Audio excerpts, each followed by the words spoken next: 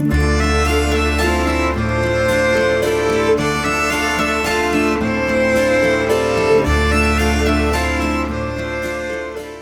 area, this part of Kildare and of Ireland, the peatlands would obviously form a large part of the landscape, but it's also an ecology of its own. That's something you're very passionate about. Could you tell me about it? Well, growing up in this area, like, it would have been an annual event going, getting turf, and most families in the area would use it. So we grew up with that, and we don't judge whether it was right or wrong to do. We just tell the story of what happened in this community. And we want to see what the future holds for the peatlands. But tourism is definitely a thing whereby we can preserve our heritage, enhance the environment, and generally just tell our story from this community's point of view, which really represents a lot of the Midlands. One of the first things we meet as we walk around the park here is the mud wall cottage here. You went to painstaking lengths to construct that as authentically as you could. Well, the famine cottage was one of the first projects we took on here in the park around 1994 under the watchful eye of master craftsman Tom McNally. Painstakingly, as you say, constructed this over the course of 3 years in the very same method as they would have back in the day, as they say, with lac which was dug on site with machinery and transported across, and it was brought up inch by inch, day by day, right up to the roof. The roof was built out of timber that was taken down on site as well. Thatching was done on site, all by participants and trainees. This type of cottage would be typical for the last few hundred years in Ireland. This one in particular we call the famine cottage. We educate children and any tourists and anybody that comes here just about the Irish famine.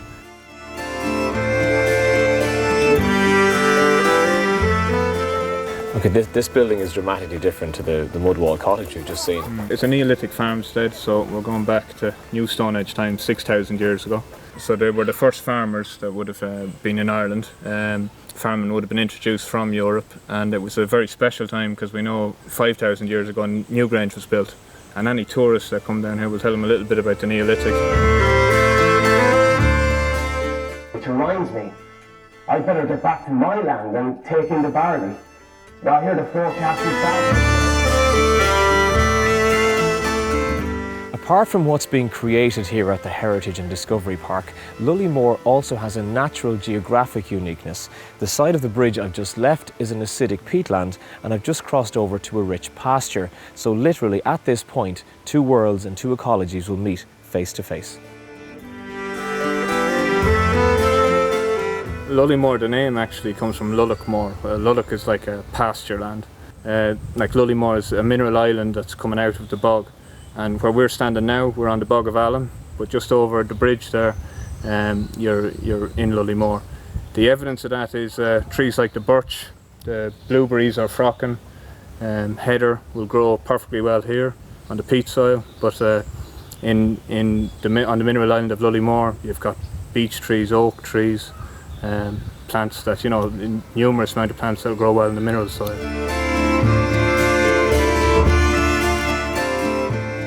This is Alan as our snock. It's a stilted nature observation cabin. We constructed this building as part of our peatlands biodiversity area. The reason it's elevated is the bogland being quite a level plain. It gives that little bit of elevation for the visitors to see out across the bog at the formation of our lakes and our wetland area.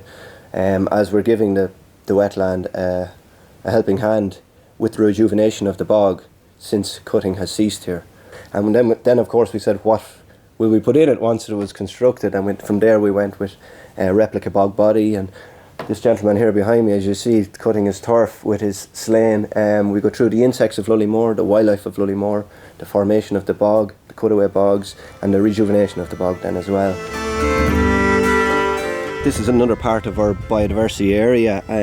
With the help of Ord na Móna, after the construction of our snock, we decided to create 4 large lakes, along with 6 islands within those lakes, to help bring in the wildlife, get everything moving again. With the help of Ord na Móna men and machinery, that led us on then to the construction of, we're proud to say, the longest eco-plastic boardwalk in Ireland. I'd really like to just show that the peatlands, the cutaways, they're not a wasteland as such, that with a little bit of nurture and a little bit of help from us that they can form really biodiverse areas. I'd love to see us in future years as being like a gateway to the peatlands from Dublin. If you're driving west, it's 30 miles. We are the first place that you'll come to enter the peatland areas. So I'd hope to see that in the future, that the international tourists and domestic tourists alike will come to Lullymore to learn more about this area, and to really that it'll raise the profile of this area in general, which is often overlooked, and that'll be of economic and social benefit to a region really.